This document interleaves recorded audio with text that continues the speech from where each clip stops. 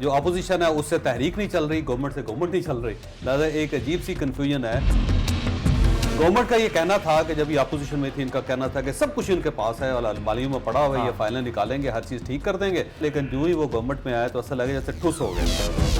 देखिए, इमरान खान साहब की गवर्नमेंट जो है अगर उस वक्त ना भी जाती तो 2-4 महीनों में चली जाती। पाकिस्तानी कौम का एक अलमी है, हमारी पूरी रियासत का, कि हम हर ताकतवर आदमी के खिलाफ होते हैं, हम हर कामयाब आदमी के खिलाफ होते हैं। तो इस बार यही काम मियां नवाज शरीफ साहब ने किया है कि उन्होंने हुकूमत तो अपनी बना ली, लेकिन इख्तियार अपने पास लंदन में रखा है, तो उन्हें ये चाहिए कि मियां शहबाज शरीफ साहब को इख्तियार भी दें। बिस्मिल्लाहिर्रहमानिर्रहीम, अस्सलाम वालेकुम। सियासत.pk के साथ मैं हूं जमाल अहमद और इस वक्त मेरे साथ मौजूद है पाकिस्तान के मायनात सहाफ़ी, सीनियर सहाफ़ी, अरसे 30 साल से सहाफ़त से वाबस्ता हैं, 10 किताबों के मुसन्निफ हैं, सीनियर तज्ज़ियाकार हैं और काफ़ी दबंग राय देते हैं, जनाब जावेद चौधरी साहब। सर अस्सलाम वालेकुम। जी, आपके बहुत मेहरबानी।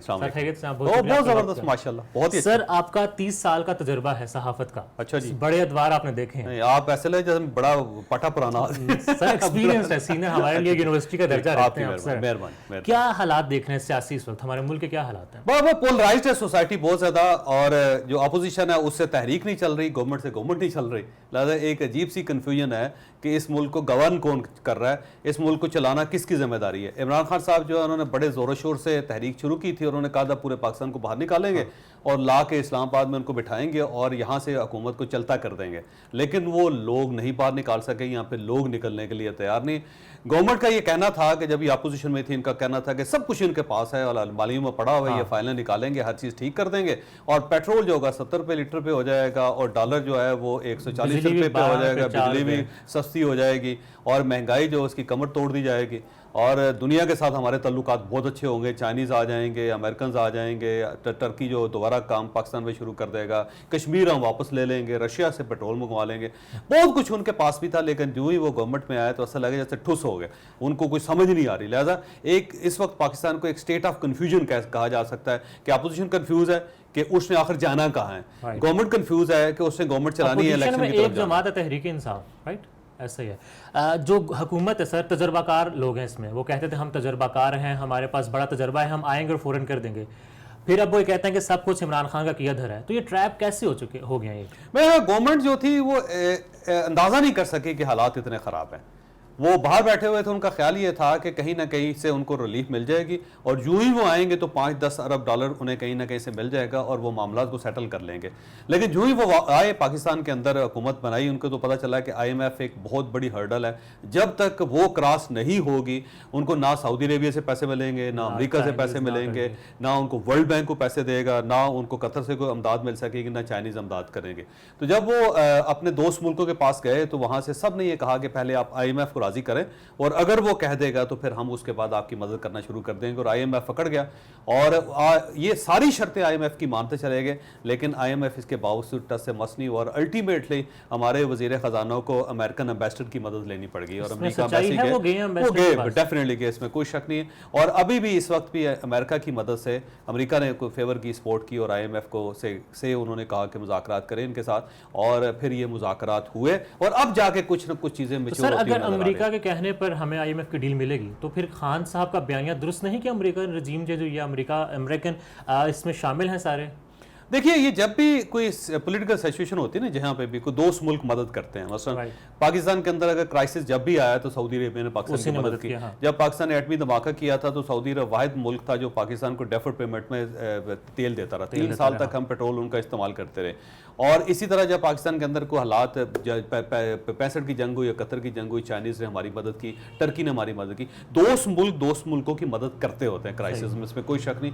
और अमेरिका के साथ पाकिस्तान के सबसे पुराने ताल्लुकात हैं, यानी 1951 से 1951 से अमेरिका के साथ पाकिस्तान के ताल्लुकात है, सबसे पुराने ताल्लुकात अमेरिका के पाकिस्तान के साथ और पाकिस्तान के अमेरिका के साथ हैं।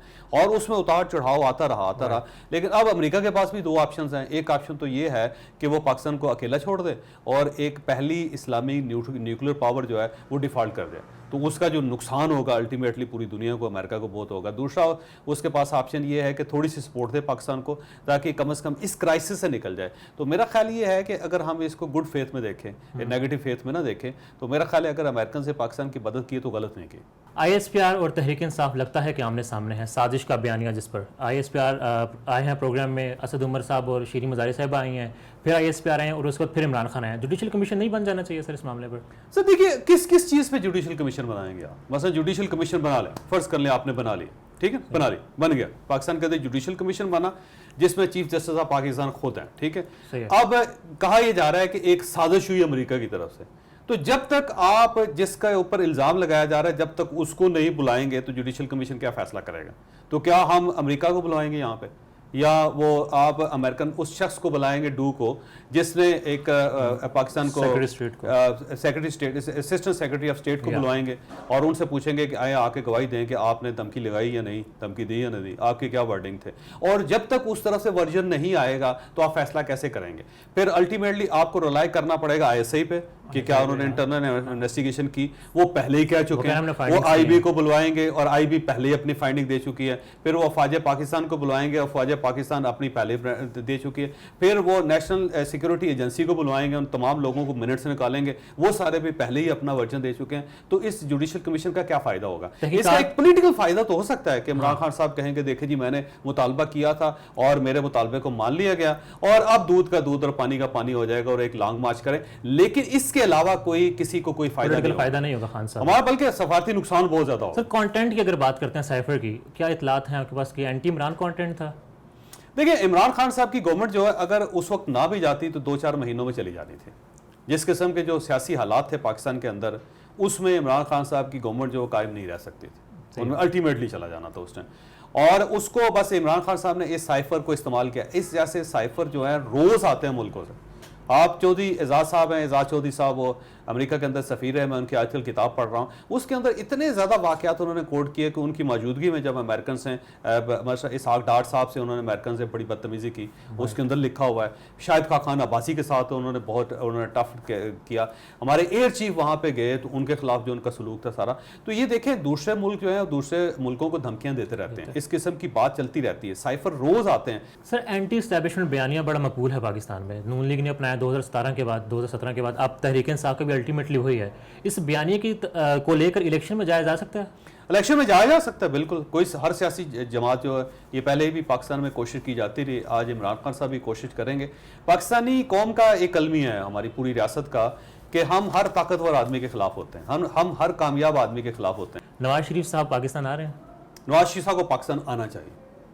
मेरा ख्याल है नवाज शरीफ साहब ने पाकिस्तान से जाके बहुत बड़ी गलती की थी। जब एक वक्त ने उनको लीडर बनने का, हीरो बनने का मौका दिया था तो उन्होंने उस मौके को ज़ाया कर दिया। ये वो मौका था कि जब वो वाकई ही पाकिस्तान में एक बहुत बड़े हीरो बन सकते थे, तो उन्होंने इनको जाना नहीं चाहिए था। और अगर वो चले गए तो जो उन्होंने कमिटमेंट की थी 6 हफ्तों की कि मैं वापस आऊंगा, तो वो बैसीत लीडर उनको उस वक्त आना चाहिए था, अपनी कमिटमेंट का ख्याल रखना चाहिए था। तो लिहाजा दूसरी गलती उन्होंने ये की, कमिटमेंट तोड़ के। और तीसरा ये है कि जब गवर्नमेंट उनकी बन गई है, अब हालात उनके लिए बकौल उनके फेवरेबल हैं। और मरियम साहिबा ये कहती थी कि आज आप गारंटी करें कि मियां नवाज शरीफ साहब के साथ इंसाफ होगा तो शाम की फ्लाइट से वो वापस आ जाएंगे। अब तो गारंटी की भी जरूरत नहीं, गारंटर सारी उनकी पार्टी यहाँ पे बैठी, अब भी उनको आना चाहिए। तो मेरा ख्याल ये है कि अगर वो अब भी नहीं आते तो नवाज शरीफ साहब जो तीसरी गलती करेंगे, सियासी गलती, और जिसको मेरा नहीं ख्याल कि लोग इतनी जल्दी बर्दाश्त करेंगे या भूलेंगे। सर आखिरी सवाल, हुकूमत इस्लामाबाद से चल रही है या फिर लंदन से?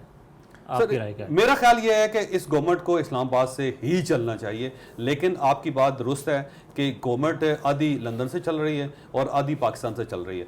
मसलन ये जो वज़रा हैं, इस वक्त भी वज़ीर आज़म जो मियाँ शहबाज शरीफ साहब हैं, लेकिन वज़रा जो हैं उनकी अक्सरियत मियाँ नवाज शरीफ साहब की है और मियाँ नवाज शरीफ ने खुद उनको अपॉइंट किया।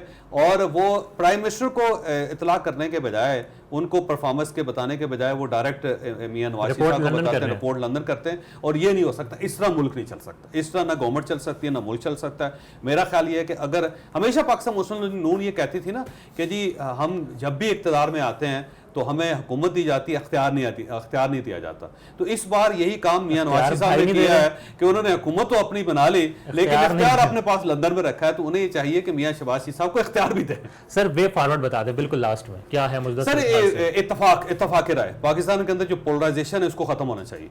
ये जो पॉलिटिकल पोलराइजेशन है और जो सोशल पोलराइजेशन है, ये इस मुल्क को खा जाएगी। तो कुछ फैसले इस मुल्क को बैठ के करना पड़ेंगे। मसलन उसमें जुडिशरी को होना चाहिए, उसके अंदर फौज को होना चाहिए, बहुत बड़ी स्टेक होल्डर है, उसके अंदर सारी सियासी जमातों को होना चाहिए इंक्लूडिंग पाकिस्तान तहरीक इंसाफ, बैठ के कुछ फैसले कर लें और वो फैसले जो है उसके ऊपर मोहर लगा दी जाए कि अगले 30 साल तक ये दरवाजा नहीं खुलेगा। जैसे होता है ना भूतों का होता है, जब भूत को निकाला जाता है तो दरवाजे के ऊपर रस्सियां बांध के ऊपर एक तलवार लटका के उसके ऊपर लिखा जाता है कब इस दरवाजे को नहीं खोला जाएगा। कुछ चीजें हैं जो फैसला कर लें, वो मैं आपको बताऊंगा कि कौन कौन से फैसले करने चाहिए और करने के बाद उस दरवाजे को लॉक कर दें, उसके ऊपर सील लगा दें कि अब ये दरवाजा नहीं खुलेगा। मसलन पहला ये फैसला करें कि इलेक्शन टाइम पे होंगे, कुछ भी हो जाए, जैसे अमेरिका के अंदर आलमी जंगों के दरमियान भी इलेक्शन टाइम पे हुआ है, पाकिस्तान के अंदर इलेक्शन टाइम पे होंगे और इम्पार्शियल होंगे, किसी आदमी को सपोर्ट नहीं मिलेगी, कोई फेवर नहीं मिलेगी। सबसे पहली बात ऐसा हो जाए। सेकंड ये है कि इकोनॉमी जो है ना मेजर नर्व है पाकिस्तान का और सबसे डैमेज नर्व है ये पाकिस्तान की। जब तक आप ये फैसला नहीं करेंगे कि पाकिस्तान में इकोनॉमी के पैरामीटर्स क्या होने चाहिए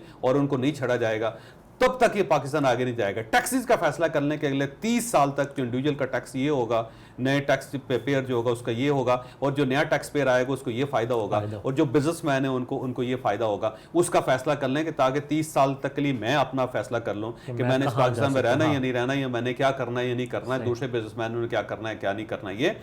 और फोर्थली ये है कि मजहब जो है उसका ताल्लुक इंडिविजुअल के साथ होना चाहिए, सोसाइटी के साथ नहीं होना चाहिए कि मेरा जो फिरका है मैं इम्पोज करूं कि आपका भी वही होना चाहिए। लिहाजा हर शख्स से कहा जाए कि आपका जो भी मजहब है हम उसमें इंटरवेंशन नहीं कर रहे, आपको भी कोई हक नहीं है कि आप दूसरे आदमी को इंटरवीन करें, ताकि ये जो मजहबी पोलराइजेशन पाकिस्तान के अंदर हो रही है वो। और इसी तरह हम अपने सफारती तल्लुकात के बारे में फैसला कर लें कि हमने क्या करना है क्या नहीं करना। और एक आखिरी चीज़ जो है जिसका फैसला करना है स्टेट के लिए बड़ा ज़रूरी है कि हम स्टेट की हर चीज़ को समझते हैं कि दुश्मन की चीज़ है, मेट्रो है, सड़क है या कार है या दरख्त है, ऐसा लगता है जैसे हमने इंडिया में हमला करके वहां पे दरख्तों को आग लगा दी। इसके ऊपर पाबंदी होनी चाहिए। जो शख्स भी करे या जो शख्स लोगों को इसे करने पर मजबूर करे उसको सजा होनी चाहिए पाकिस्तान के अंदर। Sir thank you so much for your time.